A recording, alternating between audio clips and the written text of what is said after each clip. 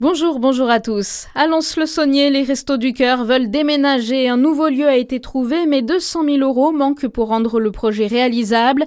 La mairie met gratuitement à disposition les anciens locaux du club de gym, la Jurassienne, mais il faut faire des travaux. Une cagnotte en ligne vient d'être lancée. Les Restos du Cœur de Lons-le-Saunier viennent en aide à 600 familles, soit environ 1300 personnes. 15 ans après, Dijon a rendu hommage aux victimes de l'incendie du foyer à Doma. Une quarantaine de personnes se sont rassemblées hier pour honorer la mémoire des 7 victimes de l'incendie criminel.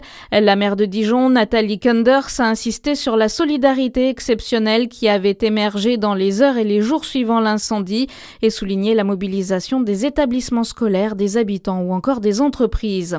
En Saône-et-Loire, Michelin a inauguré sur son site de Blanzy le projet Hydraloop.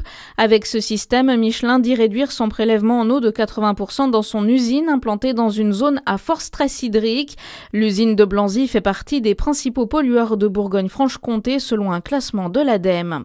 Dans votre actualité aussi, pas de débat ce week-end à l'Assemblée. Le gouvernement a décidé que les députés ne siégeront pas en raison de la fatigue des élus.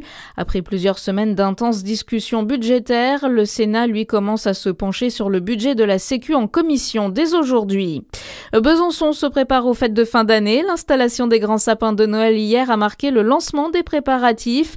Dans les prochains jours, les équipes de l'éclairage public viendront les habiller de lumière et de décoration.